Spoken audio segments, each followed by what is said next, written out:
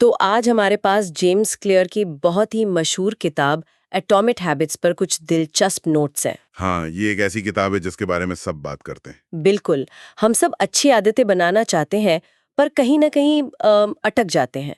तो आज हम इन नोट्स की गहराई में जाकर समझेंगे कि इसके पीछे का विज्ञान क्या है। और सबसे जरूरी, असल जिंदगी में काम करने वाले तरीके कौन से हैं? चलिए शुरू करते हैं।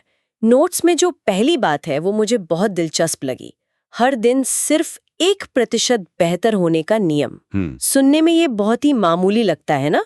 1% से आखिर क्या ही फर्क पड़ेगा। और यहीं पर मतलब ज्यादातर लोग धोखा खा जाते हैं। ये 1% का सुधार वो चक्रवृद्धि ब्याज की तरह काम करता है। अच्छा। शुरुआत में आपको कोई खास फर्क महसूस नहीं होगा और इसी वजह से कई लोग हिम्मत हार जाते हैं। किताब में इसे अव्यक्त क्षमता का पठार कहा गया है। मतलब वो स्टेज जब आप मेहनत तो कर रहे हैं पर नतीजे नहीं दिख रहे। बिल्कुल। ये बात तो बिल्कुल सही है। इसी पठार की वजह से तो नए साल के संकल्प अक्सर फरवरी तक दम तोड़ देते हैं। तो फिर सवाल ये है कि इसे पार कैसे करें? इसका जवाब व्यवहार परिवर्तन के 4 बहुत ही सरल नियमों में है। 4 नियम? हाँ, ये एक तरह का फ्रेमवर्क है। पहला नियम है, इसे स्पष्ट बनाएं। Make it obvious. स्पष्ट बनाए मतलब अच्छी आदत का जो संकेत है, जो क्यू है, उसे अपनी नजरों के सामने रखें। जैसे अगर सुबह विटामिन लेना है तो गोली को रात में ही पानी की बोतल के पास रख दें, ताकि सुबह उठते ही वो दिखे। एकदम। संकेत जितना साफ होगा, आदत उतनी आसानी से याद रहेगी। ठीक है, और दूसरा नियम है? इसे आकर्षक बनाएं। तो इसका मतलब हुआ कि अपनी नई आदत को किसी पुरानी पसंदीदा आदत से जोड़ देना।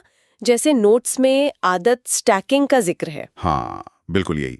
जैसे अगर किसी को रोज सुबह कॉफी पीने की आदत है, तो वो ये तय कर सकता है कि कॉफी बनाते समय मैं 5 मिनट के लिए कोई पॉडकास्ट सुनूंगा। बिल्कुल। आपने एक मौजूदा आदत को एक नई आदत के लिए एक ट्रिगर बना दिया। इससे दिमाग उस नई आदत को एक मजेदार काम की तरह देखता है, बोझ की तरह नहीं। ये तो काफी स्मार्ट तरीका है। और तीसरा नियम? तीसरा नियम है, इसे आसान बनाएं। Make it easy. देखिए, हमारी सबसे बड़ी दुश्मन है सुस्ती। हाँ वो तो है। तो आदत को इतना आसान बना दें कि उसे ना करने का कोई बहाना ही ना बचे। यहाँ पर वो 2 मिनट का नियम बहुत काम आता है। अच्छा, 2 मिनट का नियम। जैसे रोज योगा करूंगी के बजाय आदत बनाऊं योगा मैट बिछाऊंगी। सही। या रोज किताब पढ़ूंगा के बजाय किताब का बस एक पन्ना पढ़ूंगा। एक बार शुरू कर दिया ना, तो आगे बढ़ते रहना बहुत आसान हो जाता है। और चौथा नियम है, इसे संतोषजनक बनाएं। Make it satisfying. ये थोड़ा मुश्किल लगता है क्योंकि अच्छी आदतों का फायदा तो बहुत बाद में जाकर मिलता है। बिल्कुल। और हमारा दिमाग जो है वो तत्काल इनाम के लिए बना है, उसे तुरंत कुछ चाहिए। तो फिर क्या करें? यहीं पर थोड़ी सी चालाकी दाम आती है। जब हमें किसी काम के तुरंत बाद अच्छा महसूस होता है तो हमारे दिमाग में डोपामीन रिलीज होता है। और वो हमें दोबारा वो काम करने के लिए मोटिवेट करता है। हाँ, तो हर बार जब आप कोई अच्छी आदत पूरी करें तो खुद को एक छोटा तत्काल इनाम दें। जैसे जिम जाने के बाद अपनी पसंदीदा स्मूदी पीना। ये दिमाग को सिग्नल देता है कि ये मेहनत फायदेमंद थी। ठीक है, ये 4 नियम तो समझ में आ गए। पर नोट्स में एक और बात है जो मुझे थोड़ी उलझा रही है।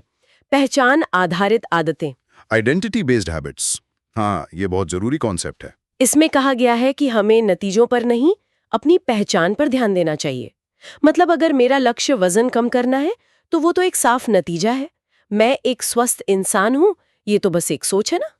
ये बहुत गहरा सवाल है और शायद इस किताब का सबसे जरूरी सबक भी यही है। देखिए, जब लक्ष्य होता है 10 किलो वजन कम करना, तो आप हर दिन खुद से लड़ते हैं। आप सलाद इसलिए खाते हैं क्योंकि आपको खाना पड़ रहा है। हाँ।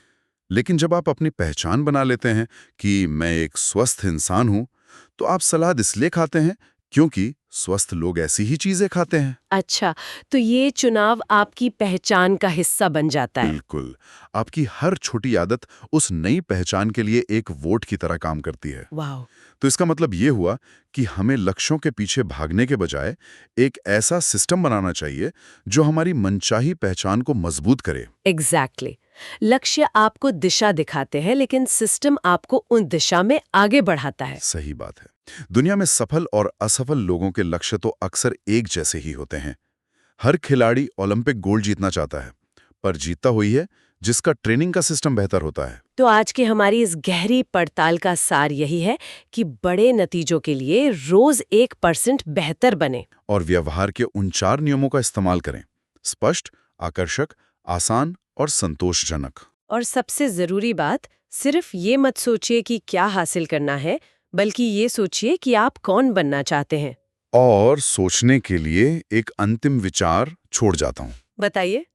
असली लक्ष्य सिर्फ आदतें बनाना नहीं है, बल्कि उस तरह का इंसान बनना है जिसके लिए वो आदतें स्वाभाविक हों, नेचुरल हों। तो खुद से पूछने वाला सवाल ये है, आप कैसा इंसान बनना चाहते हैं? और आज वो कौन सी एक छोटी सी आदत है जो उस पहचान के पक्ष में एक वोट की तरह काम कर सकती है?